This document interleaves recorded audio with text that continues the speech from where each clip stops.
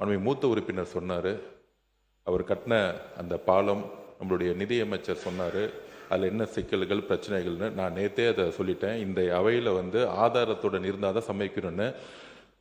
5 வருஷமாக கிட்டத்தட்ட ஒரு 1 லட்சம் கோடி ரூபாய்க்கு நெடுஞ்சாலைத்துறையும் பொதுப்பணித்துறையும் சேர்ந்து ஒரு பட்ஜெட்டை அவர் தாக்கல் செய்து பணிகள் செய்திருக்காரு. ஒவ்வொரு ரூபாய்க்கும் வெள்ளை அறிக்கை ரெடி ஆகிட்டு இருக்கு. மாண்பு முதலமைச்சருடைய கவனத்திற்கு போய் அந்த வெள்ளை அறிக்கை கூடிய சீக்கிரத்தில் செய்யப்படும். அப்பொழுது அந்த பாலத்தோடைய பிரச்சனை என்னங்கிறது தெரியும். கல்லணை கட்டினது சோழர்கள் காலத்தில். இன்னும் எத்தனை மழை வந்தாலும் நல்லா தான் இருக்கு அந்த பாலம்லாம். நம்ம காலத்தில் கட்டுற பாலம் தான் 3 மாசத்துல அழிஞ்சு போகுது.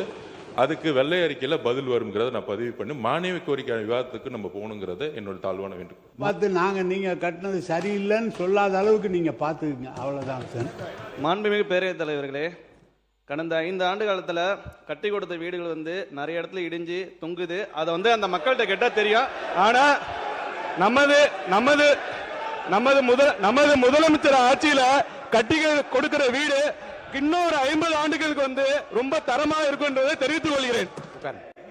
மூத்த உறுப்பினர் சொன்னாரு, நீங்களாவது ஒழுங்கா கட்டுங்க, நாங்க குறை சொல்லக்கூடாது அப்படின்னாரு. நாங்க எது செஞ்சாலும் சரியாதான் நாங்க செய்வோம். நீங்க ஐயோ ஐயோலாம் என்னதீங்க. நீங்க நல்லா தெரிஞ்சுங்க. நீங்க ஒண்ணு நல்லா தெரிஞ்சுங்க உறுப்பினர்லாம், நீங்க கொஞ்சம் நல்லாவே தெரிஞ்சுங்க. இனி நீங்க கனவு கண்டா கூட இனிமேல் பட்டு நீங்க ஆட்சிக்கு வர முடியாது என்பதை தெளிவா சொல்லிக்கிறோம். புரியுதுங்களா? நீங்க இல்ல நீங்க அவரு மாண்பு உறுப்பினர் அவருக்கு என்ன சொன்னாரு, நீங்களாவது குறை சொல்லாத அளவுக்கு கட்டுங்கன்னு சொன்னார். அதை தான் நாங்க சொல்றோம். கண்டிப்பாக நாங்க தரமானதமா தான் கட்டுவோம். அதுக்கு தான் இந்த 5 லட்சம் ரூபாய். நாங்கள் அரசியல்வாதி அல்ல, நாங்கள் மக்களுக்கு செய்ய வந்திருக்கிறோம். நீங்க அதை புரிஞ்சுக்கிங்க. இத நீங்க சபையில நீங்க பேசும்போது நீங்க அது எப்படி பேசணுன்றதெல்லாம் உங்களுக்கு தெரியும். அப்படி இருக்கும்போது அவர் மூத்த உறுப்பினர் சொன்னார்ன்றதுக்கோசம் நான் அதை சொல்றோம். மக்கள்கிட்ட போய் நீங்க பாருங்க. நீங்க இவ்வளவு காலம் இருங்க. நாங்க இப்போ 3 மாசம் தான் ஆச்சு.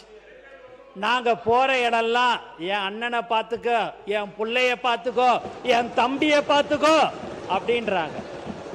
ஏன் இதெல்லாம் நாங்க சொல்றோம் அப்படின்னா, நாங்க உண்மையா சொல்றோன்னே யாரும் தவறு செய்ய மாட்டோம். திரும்ப இதை சொல்லிச்சுக்கணும். புரியுதுங்களா? அதனால நீங்க உங்க இஷ்டத்துக்கு நீங்க ஏதாவது பேசணும்னுட்டு பேசாதீங்க. இல்லை, நான் அதை அனுமதிக்க மாட்டேன். மாண்புமிகு பேரவைத் தலைவர் அவர்களே, ஆக்சுவலாக இங்கே இந்த வீடு கட்டினதை பற்றி பேசிகிட்டு இருக்காங்க. அமைச்சர் அவரும் சொல்லிகிட்டு இருந்தாங்க, தரம் சரியில்லை, குவாலிட்டி சரியில்லை. அதுக்கு அப்போசிஷன் நிறைய டிஃபெண்ட் பண்ணுறாங்க. All right. ஆக்சுவலாக இது நேற்று பிடபிள்யூடி இதுலேயே நான் கேட்டிருக்கணும். சின்ஸ் அதை கேட்க முடியல. பிகாஸ் இந்த குவாலிட்டி விஷயம் பேசுகிறத பார்த்தா இப்போ நான் சீனியர் மோஸ்ட் மினிஸ்டர் வேலு சாரை தான் கேட்கணும். ஆக்சுவலாக தென்பெண்ணை ரிவரில் ஒரு 16 கோடிக்கு கட்டப்பட்ட ஒரு பிரிட்ஜு 3 மாதத்தில் காலியானதை பற்றி உலகமே பேசிச்சு.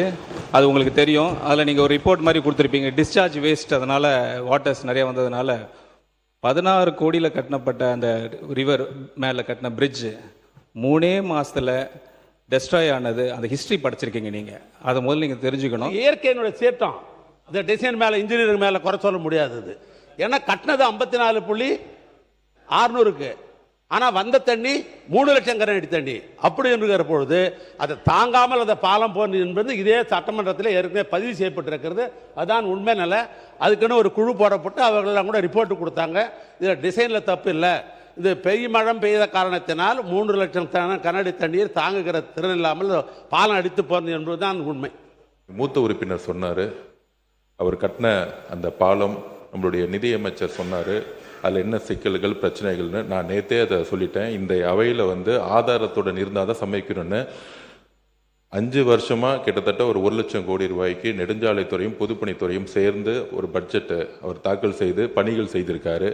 ஒவ்வொரு ரூபாய்க்கும் வெள்ளை அறிக்கை ரெடி ஆகிட்டு இருக்கு. மாண்பு முதலமைச்சருடைய கவனத்திற்கு போய் அந்த வெள்ளை அறிக்கை கூடிய சீக்கிரத்தில் செய்யப்படும். அப்பொழுது அந்த பாலத்தோடைய பிரச்சனை என்னங்கிறது தெரியும். கல்லணை கட்டினது சோழர்கள் காலத்தில். இன்னும் எத்தனை மழை வந்தாலும் நல்லா தான் இருக்கு அந்த பாலம்லாம்.